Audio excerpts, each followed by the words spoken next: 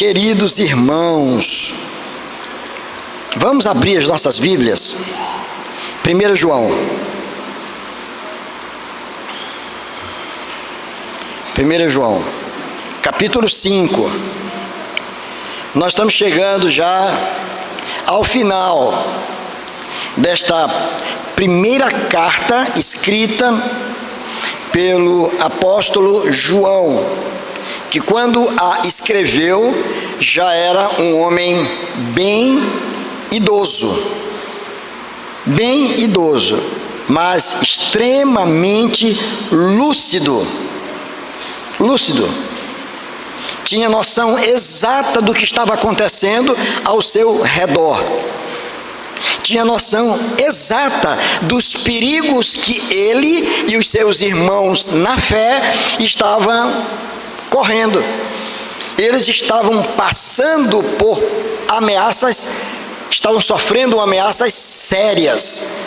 E João, o apóstolo João, tinha noção dessas ameaças e dos perigos que eles estavam sofrendo. E por inspiração de Deus, ele escreve esta carta. E nós estamos chegando no final. E eu estou com saudade dessa carta, né? Porque mergulhei nela. Já estamos há algum tempo já pregando, desde o primeiro capítulo, indo sessão por sessão, e algumas sessões nós tivemos que dividir por questões didáticas, não é? Para que a gente possa verdadeiramente ter uma compreensão daquela porção que está ali. E hoje nós vamos então, já nessa sessão final, ler apenas 2 versos. Vejam que essa sessão toda aqui, ela vai do verso 13 até o verso de número 19, não é? De 13 a 19, é uma perícope, é uma sessão, e toda sessão e toda perícope, ela encerra uma unidade temática, isto é, o escritor, ele está tratando de algum assunto que é naturalmente importante para os seus leitores. Só que algumas sessões ou algumas perícopes, ou nelas, são tratadas de assuntos que precisam ser esmiuçados. Então a gente precisa muitas vezes destrinchar um pouquinho essas sessões. Então, ao invés de apresentá-la em um único sermão, nós estamos dividindo. Já pregamos os versos 13, 14 e 15 no domingo passado, e agora nós vamos para apenas os versos 16 e 17 desta mesma sessão, versos 16 e 17 do capítulo de número 5. Então abra aí a sua Bíblia, no capítulo 5, versos 16 e 17. E eu quero convidar aos meus irmãos para lerem comigo. Vamos ler juntos, tá certo? Vamos ler verso 16 e 17. Vamos lá.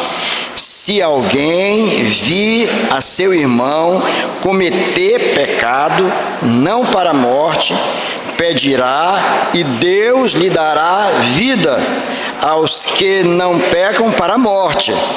Há pecado para a morte. Por esse não digo que rogue.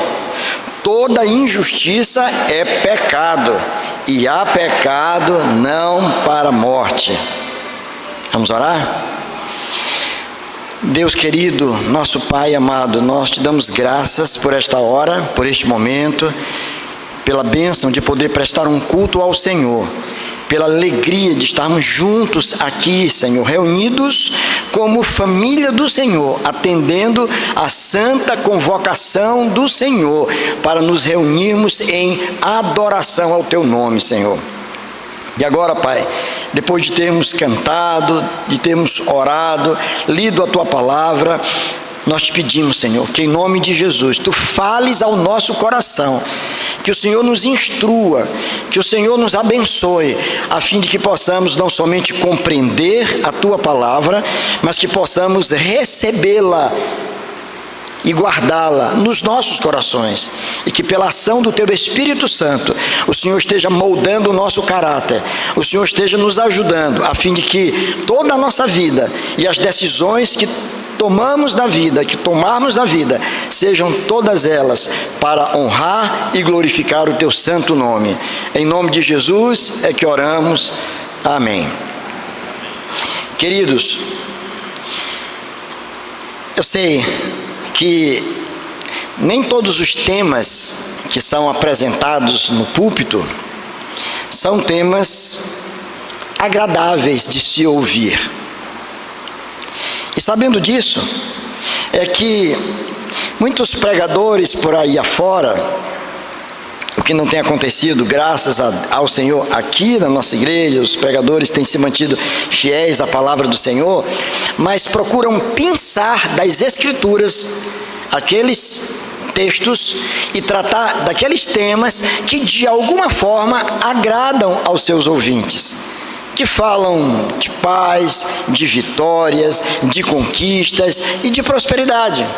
E como é bom a gente estar num local onde você pode ouvir uma mensagem que te jogue para cima, aquelas mensagens que dizem: olha, você não nasceu para ser um perdedor, você nasceu para ser um verdadeiro vencedor. Diga amém comigo, e todo mundo diga amém. Que bênção, eu nasci para ser um grande vencedor, um grande campeão.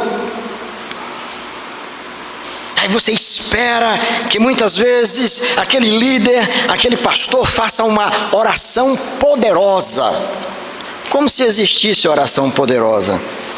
O que existe é um Deus poderoso, que ouve as nossas orações, muitas vezes mal feitas. A gente não consegue nem articular direito as palavras em determinados momentos da nossa vida, mas Deus, que é poderoso, responde às nossas orações segundo a sua boa, eterna e santa vontade. Então a gente espera que esse líder, ele faça uma oração poderosa, e que essa oração, ela de alguma forma venha blindar as pessoas, venha nos blindar. Pronto, eu fui à igreja, o pastor estendeu as suas mãos e fez uma oração, e eu me sinto agora completamente blindado, protegido. Posso sair, que se estiver chovendo, nem vou me molhar, porque eu estou sob a bênção de Deus. Já pensou? Ai, se as coisas fossem assim. Não são assim. E nós precisamos entender que a vontade de Deus é nos preparar para o enfrentamento das lutas do dia a dia. A vontade de Deus é nos instruir pela sua palavra, a fim de que nós possamos estar devidamente preparados para o enfrentamento das nossas lutas. Na criação dos nossos filhos, na convivência com os nossos vizinhos, com os nossos colegas de trabalho, com o meio em que nós vivemos, debaixo de uma atmosfera cultural que é hostil à mensagem do Evangelho, e nós sabemos disso. Mas a vontade de Deus é que nós estejamos devidamente preparados. Devidamente preparados, para que tenhamos uma vida cristã exitosa. E presta atenção, vida cristã exitosa não significa dizer vida cristã sem problema. O próprio Jesus disse: no mundo tereis, é uma afirmação categórica, no mundo tereis aflições, mas tende bom ânimo, porque eu venci. Então nosso dever é, ao abrir as Escrituras e se propor a expor a palavra, pregar o Evangelho, nós não podemos escolher as porções que mais nos agradam para pregar. E nós temos que expor o que está na palavra, porque tudo que está na palavra visa o nosso crescimento espiritual. Visa o nosso crescimento, o nosso amadurecimento, a fim de que estejamos devidamente preparados para dar testemunho da nossa fé no contexto em que nós vivemos, seja doméstico, seja no condomínio, no bairro, na rua onde moramos, seja no nosso ambiente de trabalho, seja na nossa escola, seja na universidade, seja onde quer que estejamos. mas que possamos ser verdadeiramente reconhecidos como homens e mulheres de Deus, num contexto onde as pessoas estão titubeando, sem saber exatamente o que é verdadeiro, o que é falso, o que é certo, o que é errado. E nós temos o dever de vivermos o Evangelho da forma que agrada a Deus. Por isso mesmo que chegamos aqui. E eu confesso a vocês que eu tentei até fazer a exposição dessa porção de uma lapada só. Digo, pronto, eu vou, porque aí eu passo meio que de raspão por alguns assuntos. Mas eu vi que isso não estava certo. Porque na medida que eu estava lendo, na medida que eu estava estudando o texto, meu coração ardia por assuntos que estão aqui dentro. E dizia, Senhor, isso está aqui. E se está aqui é porque é a tua vontade que eu fale sobre isso.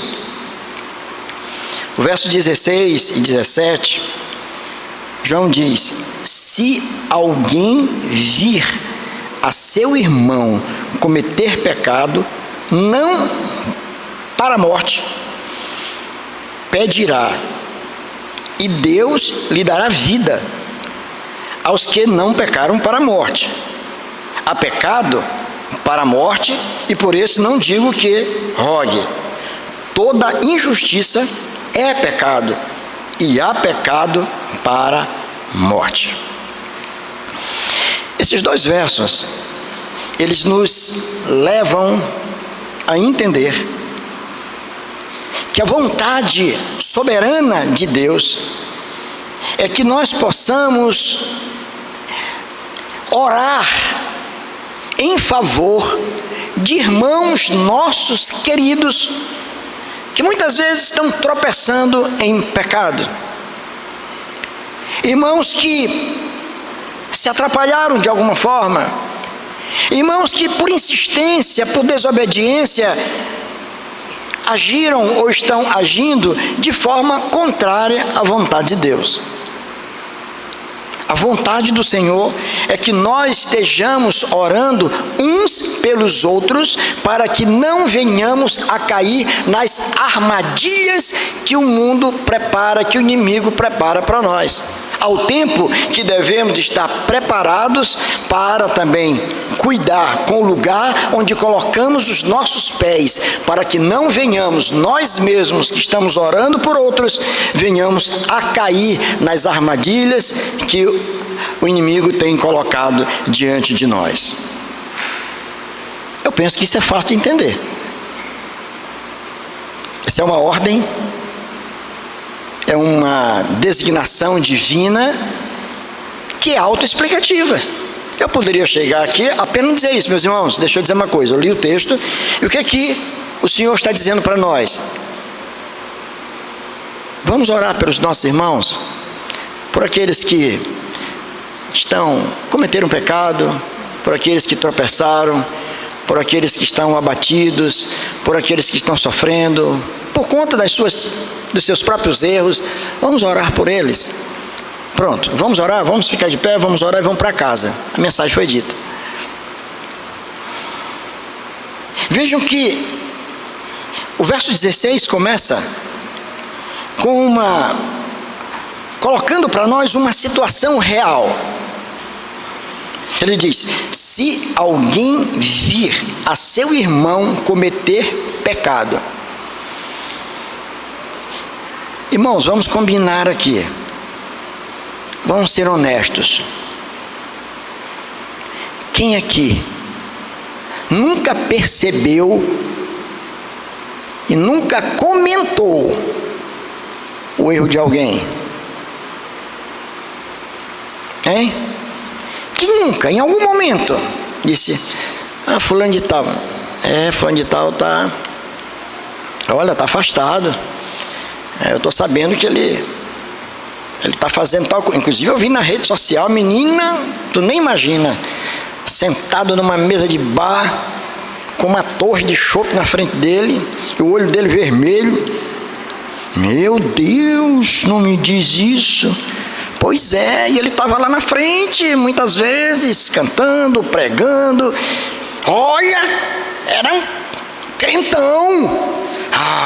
Mas como eu sou desconfiado com gente que é muito rigoroso, gente que é muito moralista. É isso que acontece. Nunca ouviram isso? Não?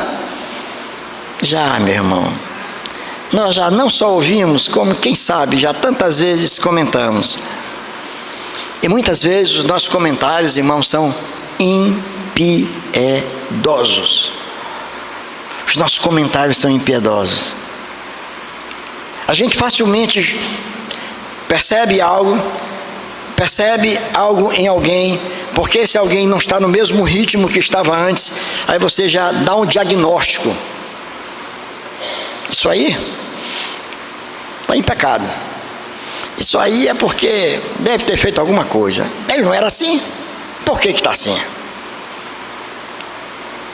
E tem algumas pessoas que depois de fazer as suas constatações, elas tomam uma decisão. É por isso que eu nem ando com ele. Eu nem me sento mais perto. Não quero. Tipo assim, não quero me contaminar. Não quero, de forma nenhuma, estou fora. Irmão, isso acontece. É por esse motivo que alguém proferiu um pensamento que eu confesso para vocês, eu não quero acusar a igreja de Cristo sobre a face da terra dessa conduta, mas às vezes a gente vê isso acontecendo. É que a igreja é o único exército que abandona os seus feridos. Diz que é o único exército que quando vê alguém tombar, não volta para juntar, não tenta colocar de pé, mas que pelo contrário, caiu, deixa para lá, vamos para frente, toca para frente, tem muita coisa para fazer, eu não tenho tempo para perder. Esse é um mal que muitas vezes afeta a gente. E sabe que isso acontece? Porque nós perdemos a noção, a compreensão do que é, na verdade, uma vida cristã. Do que é viver a nossa fé, não de forma romântica, no meio do louvor gostoso, onde a gente se coloca de pé, onde a gente bate palma, ergue as mãos, vira os olhos, chora, mas na realidade da vida, no enfrentamento, nas propostas que você ouve no teu ambiente de trabalho. E quantos irmãos aqui já não receberam propostas indecorosas? Quem trabalha na área da justiça, meu querido? Você tem que dizer assim, cabra, isso ia resolver muito problema meu, mas estou fora. Nessa parada eu não entro não. Não porque eu não precise do que está me sendo oferecido, mas porque minha consciência não vai ficar tranquila. Estou fora. Agradeço, estou fora. Prefiro ficar com meu carrinho velho do que receber esse importado novinho amanhã na minha garagem. Quantos já não receberam isso? A vida cristã é uma vida marcada por muitos desafios. E por isso aqui João vai dizer, olha, se alguém vir o seu irmão cometer pecado, não para a morte, pedirá e Deus lhe dará vida. Aos que não pecam para a morte, há pecado para a morte, e por isso não digo que eu rogue. Bem, o problema que nós vamos encontrar nesse texto aqui, não é com relação ao fato de nós orarmos por aquele que peca, e até a gente ouve isso, não faz, mas a gente pode vir a fazer. Bem, eu vou passar a orar por irmãos meus, que estão fracos, estão desanimados, que não estão vindo à igreja, eu vou orar por essas pessoas. Mas aqui está dizendo que há pecado que é para a morte, outros que não são para a morte. O que significa isso? Há muitas interpretações sobre isso. Há quem acredita que essa morte aqui é uma morte física, como Ananias e Safira, que pecaram, e um rito ali sumaríssimo, os levou a uma condenação, uma sentença lá, e eles morreram ali mesmo.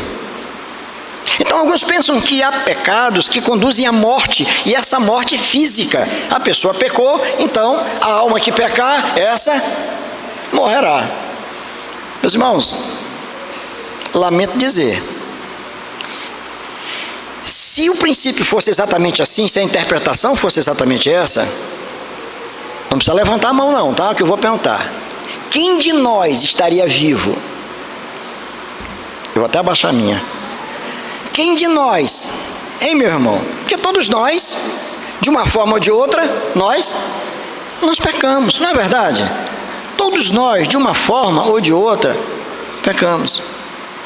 Então, obviamente, o texto aqui não se refere propriamente à morte física, mas uma outra morte que é muito pior do que esta, que é a morte espiritual, a morte eterna. A palavra do Senhor nos diz que há um pecado para o qual não há perdão. Há um pecado para o qual não há perdão. E esse pecado é denominado de blasfêmia contra o Espírito Santo de Deus. É atribuir ao demônio aquilo que é obra do Senhor. É rejeitar o sacrifício de Jesus. É permanecer de coração duro e não receber a Jesus como seu Salvador e como seu Senhor. Para esse tipo de pecado, não há perdão. Porque só há uma possibilidade de se receber o perdão de Deus é através do sacrifício de Cristo. É através daquilo que Ele fez por nós na cruz. Ele morreu para que nós tivéssemos vida e a tivéssemos em abundância. Então, para esse tipo de pecado, a rejeição total de Jesus, plena e total de Jesus, para esse pecado não há perdão. Todos os outros pecados cometidos, e aí você pode colocar numa graduação de pecados, dos mais simples para os mais graves, e dizer, esse pecado aqui é um pecadinho, não vale nada. Esse outro aqui é grave. Eu mentir para alguém é um pecadinho, é um deslize. Assaltar um banco, isso é um pecadão. Não, os pecados são iguais. As consequências é que são diferentes, certo? Os pecados são iguais. Todo pecado é uma transgressão da lei de Deus, é uma ofensa a Deus, é um desrespeito a Deus, é uma violação da lei divina. Todo pecado é isso. E todo pecado traz consequência. E as consequências estão na razão direta dos erros que cometemos. Por isso que as próprias penas aplicadas aos réus, elas estão na proporção do ato que cometeram.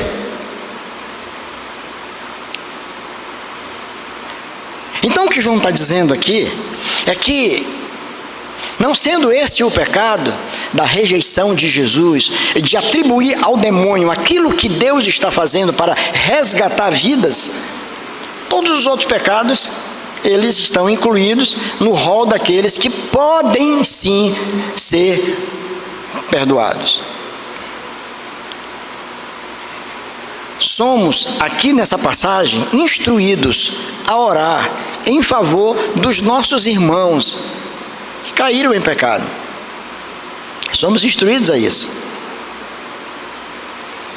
Por várias razões. 3 razões. Eu gosto desse número 3, né? Por 3 razões. A primeira delas, porque o pecado compromete a nossa vida, a nossa comunhão com Deus. Nós temos que orar pelos nossos irmãos, em primeiro lugar, porque o pecado, ele tem o poder de nos afastar do nosso Criador. Ele nos separa. Ele é uma parede que é criada. As nossas iniquidades, elas se levantam diante de nós, nos impedindo de ver a glória e as manifestações gloriosas do nosso Deus. A palavra utilizada por João aqui é hamartia. E hamartia, no grego, é errar o alvo. E eu me lembro que a primeira vez que eu ouvi essa expressão, E eu não ouvi na igreja, eu vi no seminário, logo no começo do curso, quando foi apresentado uma exegese do texto, eu disse, errar o alvo? Uma pergunta que até de adolescentezinho, assim, começando nessa fase questionadora da vida, o que tem a ver? O que tem a ver? Não é? Errar o alvo, pecar errado o alvo, o que tem a ver? Tem tudo a ver. Porque o nosso alvo, nós fomos criados para a glória de Deus. Para honrar a Deus, para viver para Deus, nós fomos criados para isso. O pecado é exatamente o erro deste alvo. Tudo que eu faço que não glorifique a Deus é pecado. Eu posso estar fazendo uma boa obra, eu posso estar distribuindo os meus bens, eu vou resolver entregar o que eu tenho. Você pode fazer isso. Se for pela motivação errada, é pecado. Você pode ser generoso no final do ano, entregar muitas cestas básicas, dar ofertas vultuosas para ajudar pessoas carentes, beleza? Mas sabia que isso também pode ser um pecado? Se você está fazendo para autopromoção. Estou fazendo porque eu quero ser percebido, eu estou fazendo porque eu quero ser reconhecido, eu estou fazendo porque eu quero ser notado. A minha intenção é essa, eu quero ser notado, e eu fico zangado se eu fiz e meu nome não apareceu na televisão. Não é uma coisa que os políticos fazem promessas, e quando fazem alguma coisa tem que anunciar a todo custo, porque precisam de voto e querem ser notabilizados. Então, tudo aquilo que não mira a glória de Deus, tudo aquilo que nós fazemos, que não visa a glória do nome do Senhor, isso é pecado. O pecado, ele tem a propriedade de nos afastar do Senhor. Ele pode nos afastar do Senhor. Isso pode atingir a vida de um pastor? Pode. Se ele estiver usando o seu ofício, das atribuições que lhe cabem, por questões de vaidade, de ser reconhecido como um homem culto, como um homem relevante, se ele se infla a esse ponto, ele está errando. Se ele trabalha arduamente, mas não para a glória de Deus, mas simplesmente para encher a igreja, como se número de pessoas fosse aquilo que Deus espera. Alguns confundem crescimento de igreja com quantidade de gente sentada nos bancos. Nem sempre onde tem muita gente, é Deus que está operando, mesmo quando o que se propõe a fazer ali é alguma coisa de natureza religiosa. Mas Deus sonda e pesa as nossas motivações. Deus olha para aquilo que a gente não tem condições de olhar no outro, que é o próprio coração. Nós precisamos orar pelos nossos irmãos, porque o pecado compromete a nossa comunhão com Deus. Aquele irmão que está afastado, ele está perdendo a alegria de viver em comunhão com Deus, e por isso a gente tem que orar, para que Deus possa colocá-lo de pé. Ele está abatido, ele está entristecido, ele está desanimado, ele está ferido, ele não pode caminhar, então eu vou orar por ele, para que a comunhão com Deus na vida dele possa ser restaurada. Eu vou pedir, interceder por ele, em vez de criticá-lo, de censurá-lo, de jogar pedra nele, porque ele fez aquilo que eu não fiz, como se você não pudesse fazê-lo também. Não, eu vou orar por ele. Eu vou orar. Eu vou pedir a Deus que tenha misericórdia, que perdoe, que Deus o conduza ao arrependimento, que ele possa ter os seus olhos abertos. Eu vou orar por ele. Eu vou pedir a Deus que o ajude.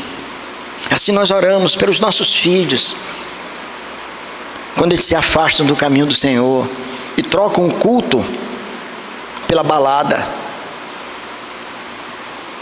trocam a mesa da ceia por uma rodada de cerveja num bar, quando trocam os louvores cantados na igreja pelas rodas de samba e pagode no final de semana. E tudo que nós desejamos é tê-los de volta. E nós oramos, porque sabemos que, não obstante eles possam estar curtindo a vida, achando que aquilo tudo é sensacional, eles estão longe de Deus. Longe de Deus. E um homem longe de Deus não sabe o que é felicidade. Um homem longe de Deus não sabe o que é ser feliz. Ele apenas, como disse o poeta popular, cantor, há momentos felizes na vida, somente. Há momentos felizes, mas ele não sabe o que é felicidade. A alegria para eles dura só enquanto dura a festa. Eu vi um testemunho de um cantor já falecido, Nelson Ned, muito famoso, especialmente fora. Ele não fez tanto sucesso no Brasil como fez nos Estados Unidos. Ele lotava as grandes casas de show nos Estados Unidos. E um dia eu vi o testemunho dele. Ele dizendo: eu era uma mentira, eu era famoso. Lá fora eu ganhei muito dinheiro, tive muitas mulheres, apesar de ser um anãozinho. Mas ele dizia: minha vida era um fracasso, porque enquanto eu estava nos palcos, nos grandes salões de culto, enchendo, vendo lotado, as pessoas ali para me verem cantar, quando terminava aquilo que eu ia para o local, meu quarto, para o hotel, era um homem desgraçado, infeliz, triste, e que buscava nas drogas a satisfação da minha alma. A família dele estava arrasada. Os filhos, vendo um pai, apesar de famoso e rico, dilacerado. Até o dia que ele entregou a sua vida a Jesus e corajosamente deu o seu testemunho público na televisão. O pecado tem esse poder de separar. Um irmão nosso na fé, que está vivendo afastado do Senhor, está mergulhado ou vivendo em algum pecado, seja qual for, ele está perdendo a comunhão com o Senhor. Ele está afadado a um fracasso total. E por isso nós devemos orar sim uns pelos outros e pedir: Senhor, tem misericórdia. E se você um dia alguém chegar, está lembrado de fulano? Rapaz, nem te conto, não precisa me contar não. Pois nós vamos assumir um compromisso, nós dois aqui, nós vamos orar por ele. Nós vamos orar por ele. Nós vamos clamar a Deus para que abra os seus olhos, a fim de que a comunhão com o Senhor seja restaurada. O que João estava querendo é ver uma igreja vitoriosa, uma igreja como se fosse um grande exército, mas um exército que caminhasse abraçado, junto. Nós estamos juntos. E se alguém está titubeando aqui, nós vamos segurar para que ele não se deixe levar por aquilo que está errado. Esse é o primeiro motivo. Por que nós devemos orar por esses irmãos? Porque o pecado compromete a nossa comunhão com Deus. Segundo motivo, irmãos, está prestando atenção. O segundo motivo, nós devemos sim orar por aqueles irmãos que caíram em pecado, porque o Senhor pode restaurar aqueles que caíram. Porque o Senhor pode colocar de pé aqueles que pecaram por descuido, ou aqueles que planejaram o seu próprio pecado. Aqueles que planejaram, aqueles que sabiam que o que estavam fazendo estava errado, mas ainda assim planejaram fazê-lo, sabiam que estava errado, mas ainda assim insistiram na prática. Mesmo esses podem ser perdoados. E o pecado leva o crente a um estado de cinismo. No início a coisa é escondida, depois ela se revela, e você diz: eu não estou nem aí, eles não pagam minhas contas, não estou nem preocupado. Se eu não dou certo aqui, eu vou para ali. A igreja reúne, o conselho disciplina o irmão, ele vai para outro canto, ninguém conhece, e ele sai condenando aqueles que chamaram a sua atenção. Eu tive alguém assim, um irmão, um líder na igreja, que nós precisamos discipliná-lo. Ele havia errado, adulterado, ficou duro, tínhamos que afastá-lo da função que ele exercia, da comunhão. E ele saiu batendo o pé, desapareceu. O tempo passou, os meses passaram, mais de ano. Um dia eu estava lá no gabinete pastoral, na igreja onde era pastor, e a secretária disse: pastor, o irmão fulano tal está aí. Eu disse: nossa, há quanto tempo que eu não via? E ele entrou lá. Estava se congregando em uma outra igreja, mas ele foi lá para me pedir perdão. Disse: perdão, pastor, eu vim aqui para pedir perdão, eu estava errado. Eu estava errado. O pecado me cegou e me tornou rebelde. Eu reconheço o meu erro. E estou aqui para lhe pedir perdão e pedir perdão para a igreja. E nós oramos ali naquele momento, naquele local. Eu disse: pronto, isso é um pecado para o qual há perdão. Mesmo que tenha feito uma ofensa contra a sua família, contra seus filhos, a sua esposa, contra o seu pastor, a sua igreja, o conselho da sua igreja. Mas a comunhão foi restaurada. E hoje ele está em outra denominação e é um pastor. Mas Deus o perdoou. Deus o colocou de pé. Ele foi na lama, mas Deus o colocou de pé novamente. Então nós oramos porque cremos que Deus pode fazer isso, irmãos. Nós cremos que Deus pode restaurar. Pastor, mas o senhor não sabe o que ele cometeu. Pastor, aquele ali não tem jeito. Quem diz que não tem jeito? Para o Senhor não há impossível. Nós oramos sim, clamamos a Deus por pessoas que estão mergulhadas na prática daquilo que é contrário à vontade de Deus. Mas Deus pode trazê-las de volta, colocá-las de pé e usá-las como instrumento em suas mãos, porque Deus é um Deus restaurador, é um Deus que coloca de pé aquele que cai, que cura o ferido. E a igreja tem que ser um ambiente acolhedor. Nós temos que ser assim, olhar com simpatia uns para os outros, mesmo quando falhamos, mas estarmos juntos e orar, porque Deus renova a nossa alegria, a nossa comunhão com Ele. Por isso João está dizendo: orem por aqueles que pecaram, não pecado para a morte, aqueles que dizem: eu não creio no Senhor, não quero saber do Senhor, não acredito em Jesus, nada disso, estou fora, é outra coisa. Mas todos aqueles outros, qualquer nível de pecado, Deus pode restaurar. E o meio que Deus usa muitas vezes é a oração do seu povo. Por isso, irmãos, nós precisamos orar. Irmãos, se nós entendêssemos isso, o valor da oração, a importância da oração, lá vai aqui uma palavra e um puxãozinho de orelha. Os nossos cultos de oração seriam mais bem frequentados. Nós estaremos aqui de joelhos prostrados, a cada encontro de oração numa quinta-feira, a buscar a Deus. Senhor, tem misericórdia dos meus irmãos, da tua igreja, daqueles que estão abatidos. Coloca de pé, que a igreja se levante como um exército poderoso. Todo avivamento começa não com mudança na programação. Vamos mudar a programação, vamos mudar a liturgia, mas com a mudança do coração, de homens e mulheres que se prostram diante do Senhor verdadeiramente e que dizem: eu creio que Deus é um Deus que restaura vidas, e por isso eu me prostro em oração. João está falando estas coisas para que os irmãos entendam a importância da oração e da oração intercessória, orar por outros. Então vejam bem, por que nós devemos então orar pelos nossos irmãos que caem? Porque o pecado compromete a nossa comunhão com Deus, a comunhão deles com Deus. O homem que está em pecado está com a sua comunhão com Deus rompida. Em segundo lugar, porque o Senhor pode restaurar aqueles que caíram.